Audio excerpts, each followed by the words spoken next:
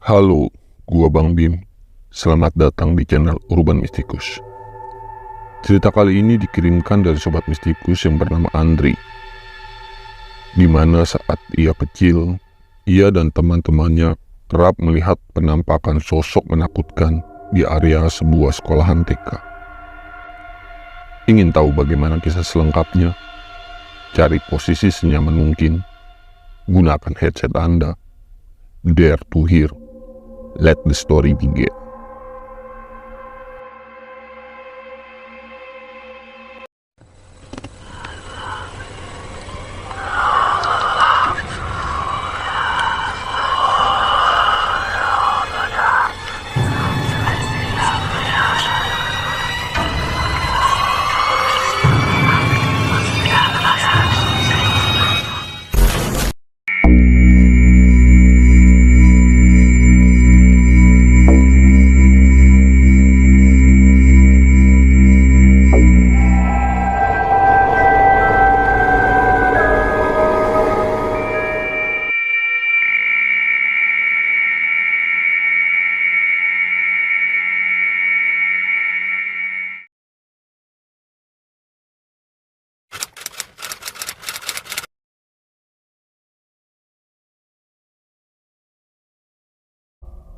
Kejadian itu ia alami sekitar tahun 80-an. Bagi Andri yang saat itu masih duduk di bangku sekolah dasar, hal-hal menyeramkan yang berhubungan dengan sekolah TK itu sangat membekas di pikirannya. Bangunan sekolah TK itu berada di batas area pemukiman. Sisi depannya yang menghadap ke arah komplek berseberangan dengan rumah lama tempat keluarga Andri dulu pernah tinggal. Sementara di balik dinding belakangnya yang merupakan bagian dari area perkampungan adalah sebuah kebun kosong yang cukup luas dengan berbagai macam pepohonan yang besar. Saat siang hari, bangunan sekolah itu tidak berbeda dengan bangunan-bangunan sekolah TK pada umumnya. Area yang terdiri dari 2 ruangan kelas, 1 ruangan guru, dan 1 lagi ruangan serbaguna.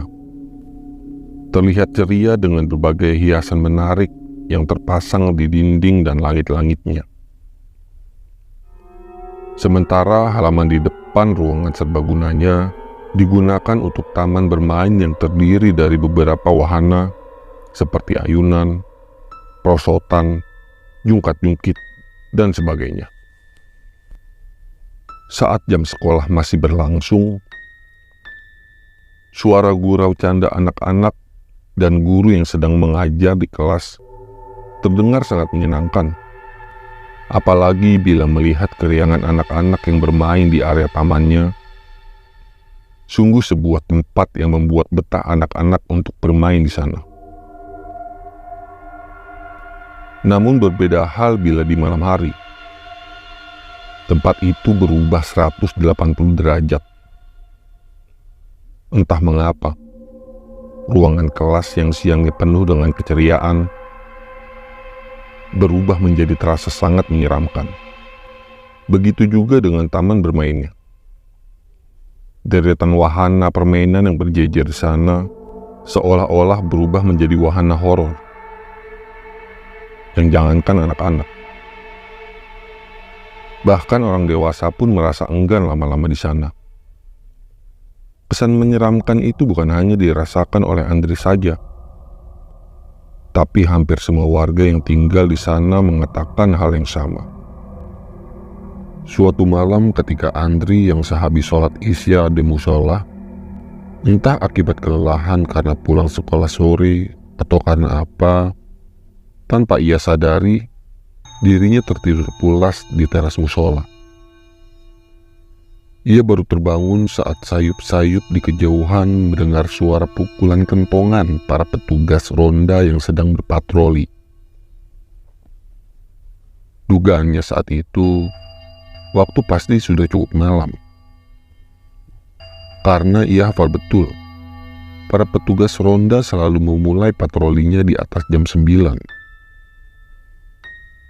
Sempat terfikir oleh Andri untuk menunggu para petugas ronda itu dan meminta tolong mereka untuk menemaninya diantar ke rumah. Namun hal tersebut ia urungkan karena merasa malu. Akhirnya ia coba memaksakan untuk melangkahkan kakinya melewati sekolah TK tersebut. Saat berada di depan gerbang sekolah, tanpa sadar ia seperti tertarik untuk mendekati area sekolah tersebut. Sesampainya di depan gerbang, langkahnya terhenti karena merasa penasaran saat mendengar seperti ada suara wanita yang sedang bersenandung melantunkan sebuah lagu yang nadanya mendayu-dayu seperti orang yang sedang mengalami kesedihan. Sebenarnya saat itu dirinya sudah mulai ketakutan. Namun entah mengapa kedua kakinya seolah-olah tidak sanggup digerakkan. Ia berusaha memejamkan kedua matanya agar tidak melihat sesuatu hal yang membuatnya semakin takut. Namun, itu justru membuat suara lantunan yang didengarnya semakin jelas. Andri membuka kedua matanya kembali, karena mulai mendengar ada suara lainnya, yaitu suara decitan seperti besi yang saling bergesekan satu sama lain.